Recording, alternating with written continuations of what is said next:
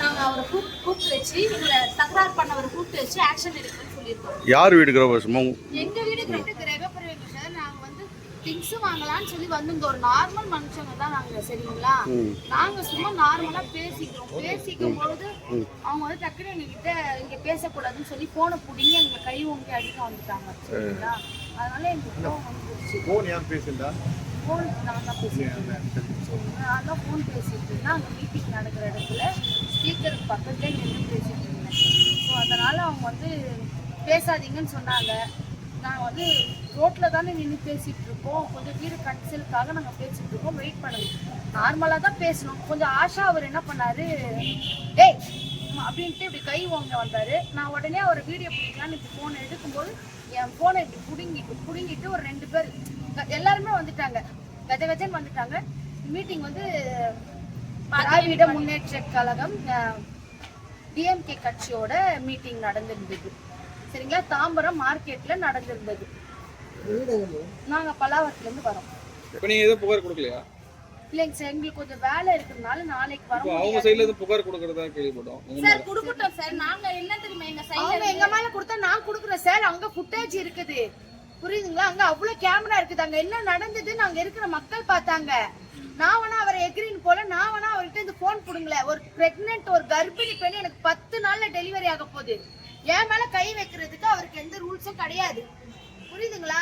ஒரு பொம்பளை பொண்ணு அவங்க அக்காவா அவங்க தம்பியா இருந்தா அப்படி மேல கை வைப்பாங்களா? நீங்களே சொல்லுங்க.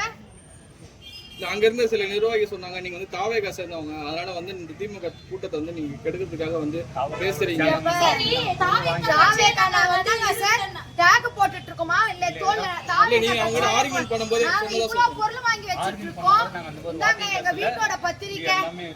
சரி, என்னங்க தாவேகா கட்சியில இருக்க கூடாதா? நாங்க என்ன பிரச்சனை? உங்களுக்கு என்ன பிரச்சனை? என் வீடு நாளைக்கு கிரகப்பிரவேசத்துக்கு நாங்க பொருள் எடுக்க வந்திருக்கோம். ஒரு இங்க பாருங்க, இந்த குட்டி பையன் எனக்கு விஜய்க்கு ஓட்டு போடுங்க, விஜய்க்கு ஓட்டு போடுங்க, விஜய் மாமாக்கு ஓட்டு போடுங்கன்னு எங்க வீட்டுல சொல்ற மாதிரி தான் ஒரு வீட்லயுமே எல்லாம் சொல்லி இன்னைக்கு சிஎம்மா வந்திருக்காரு. எங்களுக்கு வந்து ஸ்டாலின் சார் விரோதி எல்லாம் கிடையாது. ஸ்டாலின் சார் சுத்தி இருக்கிறவங்க யாருமே விரோதியும் கிடையாது. நாங்க எங்க வீட்டுக்கு வந்தோம். இத பாக்குற முதலமைச்சர் சிஎம் விஜய் அவர்களுக்கு இந்த வீடியோ வந்து நாங்க கண்டிப்பா போனோம். ஒரு கர்ப்பிணி பெண்ணா ஒரு திமுக கட்சி நிர்வாகி வந்து என் மேல கை ஓங்கிட்டு அடிக்க வந்திருக்காரு.